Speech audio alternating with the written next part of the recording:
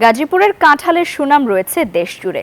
জেলার চাহিদা মিটিয়ে সারা দেশে সরবরাহের পাশাপাশি রপ্তানি হয় বিদেশেও। তবে সারা বছর রপ্তানি করার জন্য 12 মাসি কাঁঠাল উৎপাদন বৃদ্ধি করা হচ্ছে বলে জানিয়েছেন কৃষি কর্মকর্তারা।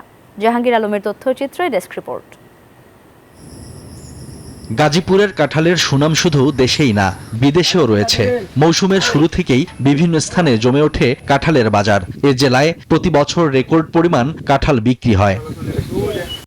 বান্ডেল থাকলে প্রতি সেনমানিতে টাকা বাঁচবে।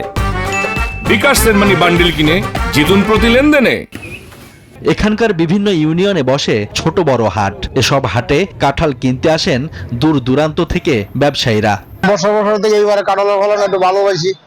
মাশাআল্লাহ, আল্লাহ দিলে কাঁঠাল মোটামুটি চেহারা সুন্দর আছে, কাঁঠাল কিনতে মজা হয়। আমরা এই পাড়া দেয়া কাঁঠাল কিনে পরে থুবিয়া টাক ভরিয়া জায়গায় জায়গায় নিয়ে সেল দেই। চাহিদা বেশি থাকায় এখানকার কাঁঠাল ছোট থাকা অবস্থায় গাছ বিক্রি করে দেন বাগান মালিকরা। 64টা ডিস্ট্রিক্টের মধ্যে আমাদের গাজীপুরের কাঁঠাল উন্নত। আমাদের জয়নাবাজার থেকে সারা বাংলাদেশে কাঁঠাল বিভিন্ন জায়গায় যায়। কাঁঠালের মৌসুমী ব্যবসায়কে কেন্দ্র করে কর্মসংস্থান হয় অন্তত কয়েক হাজার শ্রমিকের। এইটা এখানে আমরা খুব ভালো মুনাফা পাই, এইটা দিয়ে আমাদের সংসার চলে।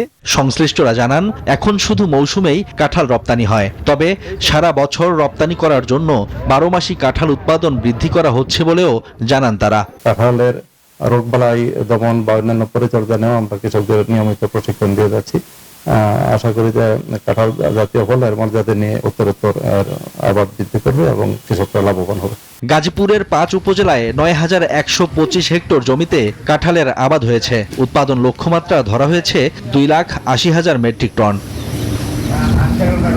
Shoaib Shamim, desk report, news 24।